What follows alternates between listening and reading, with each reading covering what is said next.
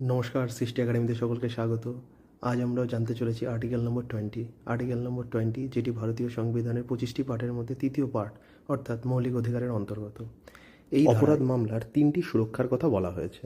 প্রথম সুরক্ষা কি বলছে? কোনো ব্যক্তিকে এমন আইনের ভিত্তিতে শাস্তি দেওয়া যাবে না যে আইন অপরাধ ঘটার পরে তৈরি হয়েছে। অর্থাৎ কোনো ব্যক্তি 2022 সালে কোনো একটি অপরাধ ঘটালো এবং তার রায় চলতে চলতে তার রায় বেরোল 2026-এ এসে, কিন্তু দেখা যাচ্ছে 2022 সালে সেই অপরাধের সাজা ছিল 2 বছর। আজকের ডেটে অর্থাৎ 2026 সালে দাঁড়িয়ে তার সাজা হয়েছে 4 বছর। কিন্তু সেই ব্যক্তি যেহেতু যখন অপরাধটি ঘটিয়েছিল তখন সাজা ছিল 2 বছর, তো সে এক্ষেত্রেও 2 বছর সাজা পেয়ে থাকবে। এবার দ্বিতীয় সুরক্ষা কি বলা হচ্ছে? বলা হচ্ছে একই অপরাধের জন্য একজন ব্যক্তিকে দুবার শাস্তি দেওয়া যাবে না।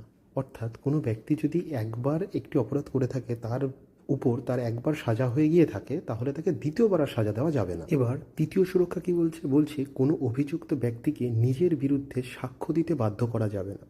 অর্থাৎ আদালত বা পুলিশ অপরাধ স্বীকার করার জন্য জোর করতে পারবে না। মানে হয় না যে ধরে এনে তাকে জোর করিয়ে তার মুখ দিয়ে কিছু অন্যায় স্বীকার করানো হচ্ছে, তো এইসব কিছু করা যাবে না।